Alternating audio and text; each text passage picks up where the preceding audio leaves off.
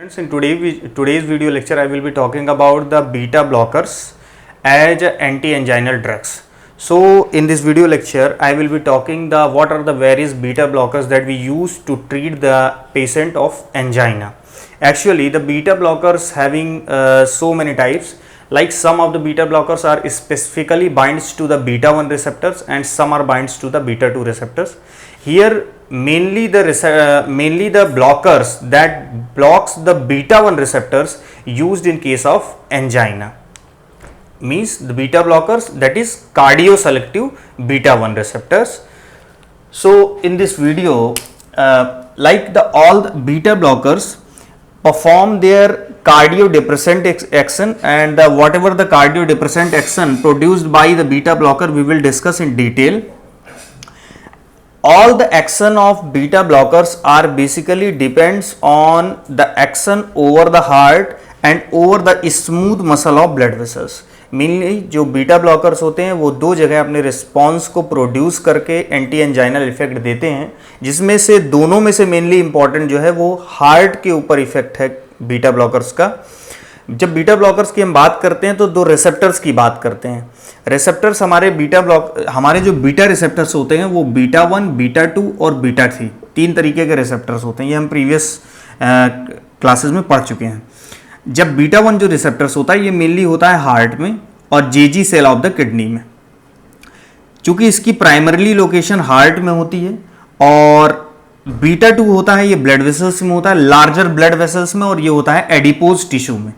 तो हमारी जो एंटी एंजाइनल्स, हम जो इन रिसेप्टर को ब्लॉक करके एंटी एंजाइनल इफेक्ट देख रहे हैं वो उसकी रेलेवेंसी बीटा 3 से नहीं है, तो हम यहां पे बीटा 3 का डिस्कशन नहीं करने वाले. इन शॉर्ट केस जब हम इफेक्ट की बात करते हैं तो उसमें बीटा 2 का इन्वॉल्वमेंट होता है, इस वजह से हम यहां पे बीटा 2 को डिस्कस करेंगे.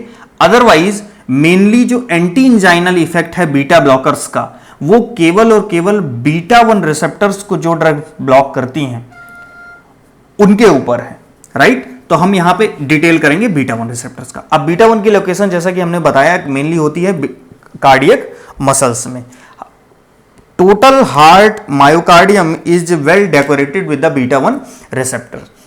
तो कौन से ऐसे इफेक्ट्स होते हैं जिनकी वजह से beta blockers anti anginal effect देती है. लाइक हम एंजाइना में ऑलरेडी पढ़ चुके हैं, ये हमने प्रीवियसली भी डिस्कस कई बार कर चुके हैं. Left atrium blood shifts to the left ventricle and from the coronary artery the blood supplies to the heart left ventricle myocardium.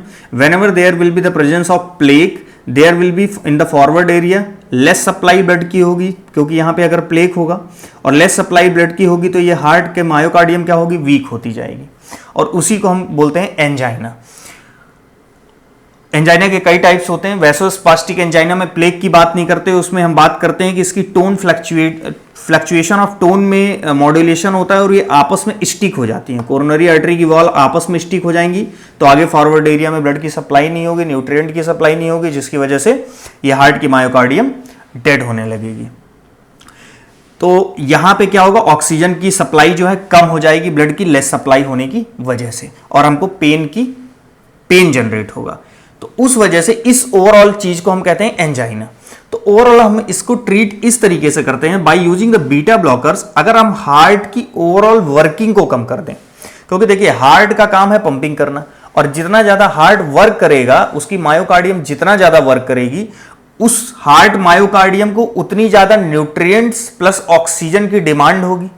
अगर हम हार्ट की ओवरऑल वर्किंग को ही रिड्यूस कर दें, इट मींस जो ये फोर्सली कॉन्ट्रैक्ट कर रहा है, जो इसकी स्पीड है, जो इसकी रिलैक्सिंग स्पीड है, जो इसकी कॉन्ट्रैक्टिंग की स्पीड है, ओवरऑल हार्ट की वर्किंग को ही कम कर दें तो हम किसकी डिमांड कम कर देंगे, ऑक्सीजन की. और ऑक्सीजन की डिमांड जब हमने कम की तो ऑलरेडी ऑक्सीजन की सप्लाई कम थी due to deposition of plaque. जब ऑक्सीजन की डिमांड कम हो गई तो जो लेस सप्लाई है वो उससे ही फुलफिल हो जाएगी. तो हम इसको इसी तरीके से, जो हमारा गोल ऑफ द ट्रीटमेंट है बीटा ब्लॉकर्स में, मेनली जो बीटा ब्लॉकर्स का कार्डियो डिप्रेसेंट एक्शन है. अब वो कैसे है मैकेनिज्म उसकी हम इसमें डिस्कस करेंगे डिटेल. जो कार्डियो डिप्रेसेंट एक्शन है और हाइपोटेंसिव एक्शन है, ये दोनों इंटर रिलेटेड है. कार्डियक जब डिप्रेस हो जाएगा, जब heart rate, cardiac contraction it means negative dromotropic, negative chronotropic, negative inotropic और नेगेटिव ल्यूसीट्रॉपिक। इसको भी हम डिटेल करेंगे बाद में भी। जस्ट जब ये चीज़ें होंगी तो ओवरऑल हार्ट की वर्किंग जो वर्किंग है वो कम होगी। जब हार्ट का वर्क कम होगा मायोकार्डियम का, तो ऑक्सीजन की डिमांड कम होगी, और ऑक्सीजन की डिमांड कम करना, हार्ट की वर्क को हमने कम कर दिया तो डिमांड कम हो गई, तो हमारा एंजाइनल जो पेन है वो सबसाइड होगा। अब हम बात करेंगे इसकी हार्ट के ओवरऑल इफेक्ट, कैसे इफेक्ट देती है। लेके ये आपकी ओवरऑल क्या है, कार्डियक मायोसाइट्स। कार्डियक मायोसाइट्स में ये जो beta 1 beta both receptor, beta 1 as well as beta 2 are receptor in the present in the heart. तो ओवरऑल जो हमारा सिंपैथेटिक नर्वस सिस्टम से नॉरएड्रेनालिन का रिलीज हो रहा है सिंपैथेटिक न्यूरॉन से, वो नॉरएड्रेनालिन जब इससे बाइंड होगा आके बोथ रिसेप्टर से, तो after binding these receptor are actually having the GS protein. GPCR के एग्जांपल हैं, जी प्रोटीन कपल्ड रिसेप्टर की, ये आपके बेसिक्स का पार्ट है। जीपीसीआर में जीएस प्रोटीन बाइंड होगी बीटा 1 और बीटा 2 से, that will further activate adenylyl cyclase, and adenylyl cyclase converts ATP into cyclic AMP, and cyclic AMP further responsible for protein kinase A, and protein kinase A responsible for activation of L type of voltage gated sensitive calcium channel. Once this is activated by protein kinase A, calcium will come inside the cell, and once the calcium will come inside the cell, this present calcium is sensed by ryanodine receptor present on the sarcoplasmic reticulum, and this sarcoplasmic reticulum, once sensed that there in the cytosol there is presence of calcium, this itself releases the calcium, and that released calcium from the sarcoplasmic reticulum is responsible for elevating the brisk presence of calcium, and this higher amount of calcium once combined with the troponin C, that ultimately result in contraction, and like technically we called increased inotropic effect, means there will be increased contraction. There will be increased contraction of heart due to this effect.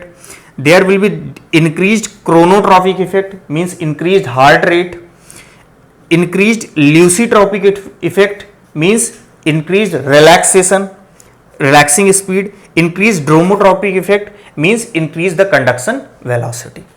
So as we are saying that we are using beta blockers, and in most of the cases the beta blockers are selective beta 1 blocker in case of angina.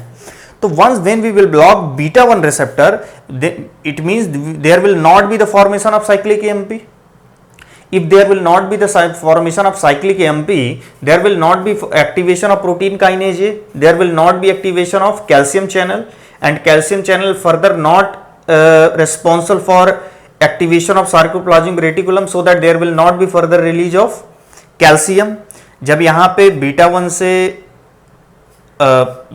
से हम beta blocker ले लेंगे, तो beta blocker क्या करेगा, जो norepinephrine आ रहा है बीटा 1 पे बाइंड होने के लिए, उसके साथ कंपटीशन करके खुद ही बाइंड हो जाएगा, और जब खुद ही बाइंड हो जाएगा तो नॉरएपिनेफ्रिन इस पे बाइंड नहीं हो पाएगा। जब इस पे बाइंड नहीं होगा, जो अंदर जो कैस्केड चल रहा है वो कैस्केड नहीं होगा, ओवरऑल जो इसके अल्टीमेट इफेक्ट थे वो सारे रिवर्स हो जाएंगे, means decrease negative inotropic effect, negative chronotropic effect, negative lusitropic effect and negative dromotropic effect. Contraction कम हो जाएगा, हार्ट रेट कम हो जाएगी, रिलैक्सेशन की स्पीड कम हो जाएगी, प्लस उसका कंडक्शन की स्पीड कम हो जाएगी। तो ओवरऑल जब हार्ट में ये इफेक्ट होंगे तो हम बोलेंगे कि हार्ट में जो बीटा ब्लॉकर्स इफेक्ट दे रहे हैं वो इफेक्ट दे रहे हैं कार्डियक डिप्रेसेंट्स। क्या दे रहे हैं, कार्डियक डिप्रेसेंट। कार्डियक डिप्रेशन हो गया, जब कार्डियक डिप्रेशन हो गया तो हम बोलते हैं कि हार्ट की वर्किंग जो है वो क्या हो गई, कम हो गई। जब हार्ट की वर्किंग कम हो गई तो कार्डियक आउटपुट कम हो गया, कार्डियक आउटपुट कम हो गया तो बीपी कम हुआ, तो उसको रिलेट करते हैं कि हाइपोटेंसी इफेक्ट दे रहा है। तो ओवरऑल मेरा कहने का मतलब यह है कि जो बीटा ब्लॉकर्स हैं, स्पेशली बीटा 1 ब्लॉकर्स, वो अपने कार्डियक डिप्रेसेंट और हाइपोटेंसिव एक्शन की वजह से एंटी एंजाइनल इफेक्ट देते हैं, क्योंकि वो ऑक्सीजन की डिमांड को ही मायोकार्डियम में कम कर देते हैं। इसके बाद ओवरऑल क्या कर दिया इन्होंने, वर्क ऑफ हार्ट को रिड्यूस कर दिया। इसके बाद हम थोड़ा सा डिस्कस करेंगे, क्योंकि जब हम साइड इफेक्ट्स बीटा ब्लॉकर्स का पढ़ेंगे तो उसमें ये हेल्प करेगा इस वजह से, अदरवाइज इसका एंटी एंजाइनल इफेक्ट में कोई रोल नहीं है। लाइक हम जब बात करते हैं स्मूथ मसल की जो ब्लड वेसल्स में है, तो ब्लड वेसल्स में जो स्मूथ मसल है वहां पर सेम होता है कि जो ligand L type of voltage sensitive calcium channel होते हैं, वो कैल्शियम चैनल रिस्पॉन्सिबल होते हैं किसके, कैल्शियम के एंट्री के लिए, एंड कैल्शियम के एंट्री के लिए रिस्पॉन्सिबल होते हैं, और वो कॉल्म्यूडेलिन से बाइंड होके, कैल्शियम कॉल्म्यूडेलिन बाइंड होके आपस में कॉम्प्लेक्स बनाते हैं, कैल्शियम कॉल्म्यूडेलिन कॉम्प्लेक्स। और ये कॉम्प्लेक्स क्या करता है, myosin light chain kinase MLC को एक्टिवेट करता है, जो कि करते हैं मायोसिन को फास्फोरिलेट कर देते हैं। यहां पे फास्फोरस नहीं है अटैच है, यहां पे इसको एमएलसीके ने क्या कर दिया, फास्फोरस ऐड कर दिया।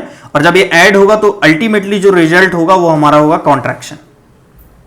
लेकिन चूंकि the beta 2 receptors are mainly present on the blood vessels smooth muscle, यहां पे हम बीटा 1 का बात नहीं करेंगे। बीटा 2 रिसेप्टर्स, अब जो यहां पर नॉरएपिनेफ्रिन या एड्रेनालिन और इपिनेफ्रिन बीसी को बोलते हैं, वो जब बाइंड होगा बीटा 2 रिसेप्टर से, तो beta 2 receptors again the GS protein, and GS protein is again GS protein and adenylyl cyclase is responsible for conversion of ATP into cyclic AMP, but this cyclic AMP does not activate MLCK. In fact, this is responsible for inhibition of this MLCK. What was the earlier function of MLCK? MLCK was converting dephosphorylated myosin head into the phosphorylated myosin head that was responsible for contraction.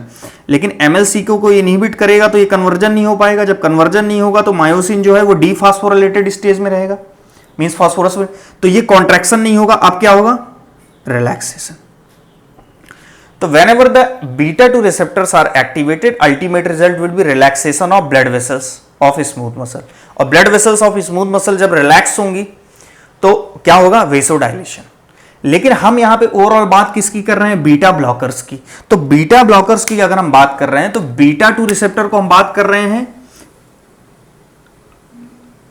Block करने की। जब beta 2 receptors को beta 2 blockers जो drug होंगी वो block कर देंगी तो इस पे बाइंड नहीं हो पाएगा क्या, adrenaline and norepinephrine, epinephrine and norepinephrine. और जब बाइंड नहीं होगा तो ओवरऑल ये इफेक्ट आपको नहीं मिलेगा। ये इफेक्ट क्या कर रहा था, इनहिबिशन, इसका एमएलसीके का इनहिबिशन दे रहा था आपको, रिलैक्सेशन। इट मींस अब आपको मिलने वाला है कॉन्ट्रैक्शन। जब कॉन्ट्रैक्शन करेगा स्मूथ मसल तो ब्लड वेसल्स क्या करेंगी, कॉन्ट्रैक्ट करेंगी। और जब ब्लड वेसल्स कॉन्ट्रैक्ट करेंगी तो आपका एंजाइना में तो एटलीस्ट हेल्प नहीं मिलने वाला। वैसे भी जो बीटा 2 जो रिसेप्टर्स होते हैं वो मेनली लार्जर ब्लड वेसल्स में होते हैं जो स्केलेटल मसल के अंदर डीपली इनर्वेटेड होती हैं। तो ओवरऑल इसका हम जब साइड इफेक्ट पढ़ेंगे तो हम इससे रिलेट करेंगे, इसलिए आपको यहां पे बताया गया है। लेकिन जो हमारा जो एंटी एंजाइनल इफेक्ट है वो आपको केवल cardiac depressant and hypotensive action की वजह से। अब हम इसकी बात करते हैं बीटा ब्लॉकर्स के साइड इफेक्ट की, इससे हम रिलेट कर, लाइक देखिए अगर हम बात करें कार्डियोवैस्कुलर सिस्टम की, वहां पर साइड इफेक्ट कौन कौन से हैं, तो सिंपल सा है, बीटा ब्लॉकर्स की अगर बात कर रहे हैं तो बीटा ब्लॉकर्स में आपकी ओवरऑल वर्किंग जो है हार्ट मायोकार्डियम की वो क्या हो रही है, रिड्यूस हो रही। तो डोज कई बार अगर ज्यादा होता है या इसका साइड इफेक्ट्स हमको क्या देखने को मिल सकता है, bradycardia. Bradycardia means decrease in heart rate, decrease in heart activity. इसके बाद हम बात करेंगे डिक्रीज्ड एक्सरसाइज कैपेसिटी, तो उसको हम रिलेट करेंगे इन दोनों से। लाइक अगर आप बीटा ब्लॉकर्स ले रहे हैं तो आपकी एक्सरसाइज कैपेसिटी रिड्यूस होगी, वो कैसे, लाइक हम जब एक्सरसाइज करते हैं तो हमारे ब्लड फ्लो उस पर्टिकुलर पार्ट में, जिस मसल्स की हम एक्सरसाइज कर रहे हैं वहां पे ब्लड वेसल्स का डायलेट होना बहुत जरूरी है, क्योंकि जब तक वैसो डायलेशन नहीं होगा ब्लड का मैक्सिमम फ्लो वहां पर नहीं होगा।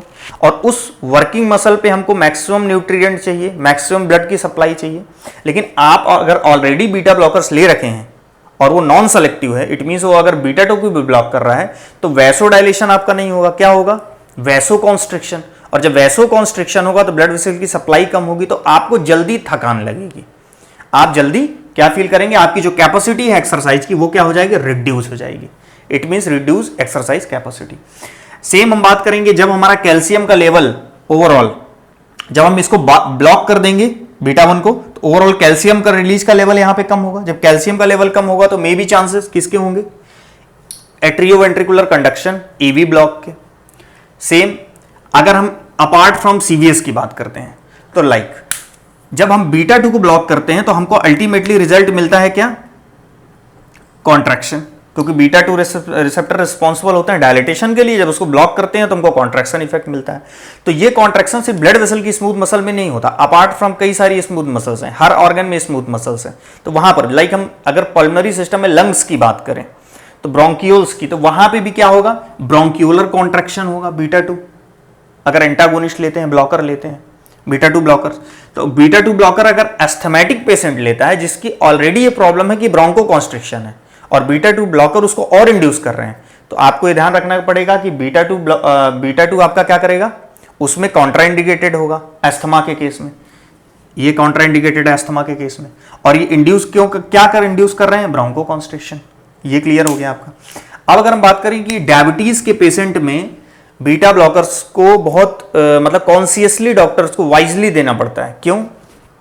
क्योंकि कई बार अगर डायबिटीज के केस में आप इंसुलिन के एडमिनिस्ट्रेशन में हैं, आपने सपोज करिए कि इंसुलिन की डोज ज्यादा ले ली, आपसे इंसुलिन का एडमिनिस्ट्रेशन ज्यादा हो गया बाय डिफॉल्ट। तो इंसुलिन का अगर ज्यादा हो गया तो इंसुलिन का वर्क था ग्लूकोज को ग्लाइकोजन में कन्वर्ट करना, इंसुलिन ने ज्यादा ग्लूकोज को ग्लाइकोजन में कन्वर्ट कर दिया, तो ग्लूकोज का लेवल ब्लड में क्या हो गया, लेस हो गया। जब ग्लूकोज का लेवल ब्लड में लेस हो गया तो आप क्या हो गए, हाइपोटेंसिव की कैटेगरी में आ गए।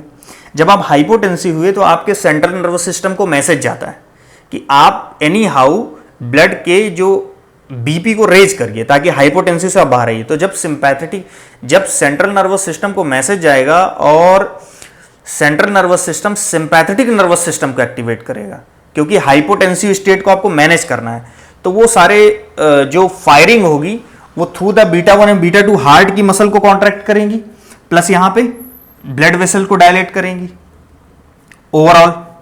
तो मेनली जो इसका यूटिलाइजेशन होगा इस इफेक्ट का बीटा 1 रिसेप्टर का, वो हार्ट रेट को क्या करने के लिए होगा, इंक्रीज करने के लिए। जब हार्ट रेट को आप इंक्रीज करेंगे तो आपका जो कार्डियक आउटपुट है वो इंक्रीज होगा, प्लस बीपी इंक्रीज होगा। जब कार्डियक आउटपुट और बीपी इंक्रीज हुआ तो जो आपका हाइपोटेंसिव स्टेट थी वो मैनेज हो गई। लेकिन अगर आप बीटा ब्लॉकर्स ले रहे हैं, अगर आप बीटा 1 ब्लॉकर, आपने बीटा 1 को ब्लॉक कर रखा है, तो जो सिंपैथेटिक नर्वस सिस्टम से नॉरएपिनेफ्रिन रिलीज हुआ है, क्या वो इस पे बाइंड हो पाएगा, नहीं हो पाएगा। तो जब इस पे बाइंड नहीं हो पाएगा तो वो अपना इफेक्ट दे पाएगा, नहीं दे पाएगा। जब अपना इफेक्ट नहीं दे पाएगा तो ये आपके लिए स्टेज और क्या हो जाता है कि डेंजरस हो जाएगी, मतलब बॉडी उसको कंपनसेटरी मैकेनिज्म नहीं प्रोवाइड कर पाएगी, राइट। तो ये आपका ओवरऑल फार्माकोलॉजी है बीटा ब्लॉकर्स की। और दो तरीके से जो बच्चों में कंफ्यूजन रहता है उसको मैं क्लियर कर दूं यहाँ पे। बच्चे कई बार नॉरएपिनेफ्रिन और एड्रेनालिन के कई बार बोलते हैं सर इसको न्यूरोट्रांसमीटर भी बोलते हैं और हार्मोन्स भी बोलते हैं। तो आपको ये समझना पड़ेगा कि एड्रेनालिन और नॉरएपिनेफ्रिन का रिलीज, नॉरएड्रेनालिन का रिलीज एड्रेनल ग्लैंड से होता है जो किडनी के ऊपर सिचुएटेड होती है, और नॉरएपिनेफ्रिन का केवल, एड्रेनालिन का नहीं, नॉरएपिनेफ्रिन का केवल न्यूरॉन्स, जो सिंपैथेटिक नर्वस सिस्टम के न्यूरॉन्स होते हैं उनसे भी रिलीज होता है। तो जब ये सिंपैथेटिक नर्वस सिस्टम के न्यूरॉन्स से रिलीज होता है तो वहां पे हम टर्म यूज करते हैं कि ये न्यूरोट्रांसमीटर को, नॉरएपिनेफ्रिन को। लेकिन apart from this release of sympathetic nervous system there are gland like adrenal gland that is also responsible for release of norepinephrine and adrenaline. तो वो वहां से हम हार्मोन्स लेते हैं। तो यहाँ पे जो हम बाइंडिंग की बात करेंगे वो सिंपैथेटिक नर्वस सिस्टम के जो नॉरएपिनेफ्रिन है उसकी भी बात करेंगे, प्लस हार्मोनल जो सर्कुलेशन है नॉरएपिनेफ्रिन प्लस एड्रेनालिन का, उसकी बाइंड होने की भी बात करेंगे। और ओवरऑल बीटा ब्लॉकर्स अच्छा इफेक्ट तब देते हैं जब सिंपैथेटिक नर्वस सिस्टम एक्टिवेटेड। और बीटा ब्लॉकर्स के बारे में this is all about beta blockers in case of anti anginas. Thank you very much.